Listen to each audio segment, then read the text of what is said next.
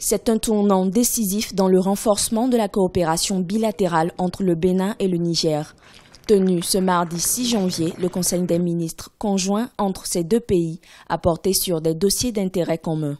Il s'agit de la définition d'un cadre juridique relatif au projet de réhabilitation de la ligne ferroviaire entre les deux pays et de la facilitation du transport routier le long du corridor Cotonou-Niamey. Les autorités en charge du transport veilleront au respect scrupuleux du règlement 14 relatif au contrôle du poids des gros porteurs.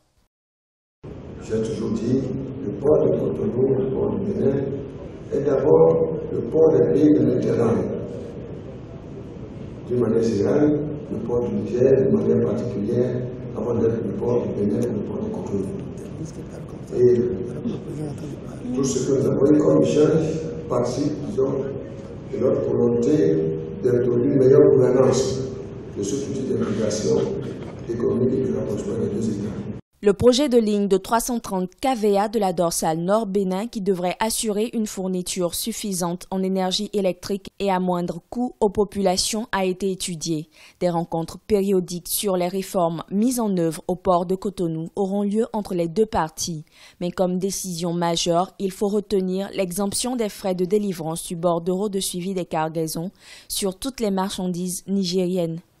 Nous avons depuis ce matin, travaillé sur un ordre du jour très chargé sur les questions concrètes qui ont trait au service de nos différents peuples, qui portent sur les problèmes d'intégration énergétique, sur la boucle ferroviaire, et sur le corridor entre le Bénin et le Niger, sur l'exploitation optimale du port de Cotonou. Les ministres en charge des mines du Bénin et du Niger vont définir un cadre réglementaire afin d'encadrer le convoyage de substances explosives destinées à l'exploitation minière. Il faut souligner que le Conseil des ministres conjoint aura lieu 2 fois par an.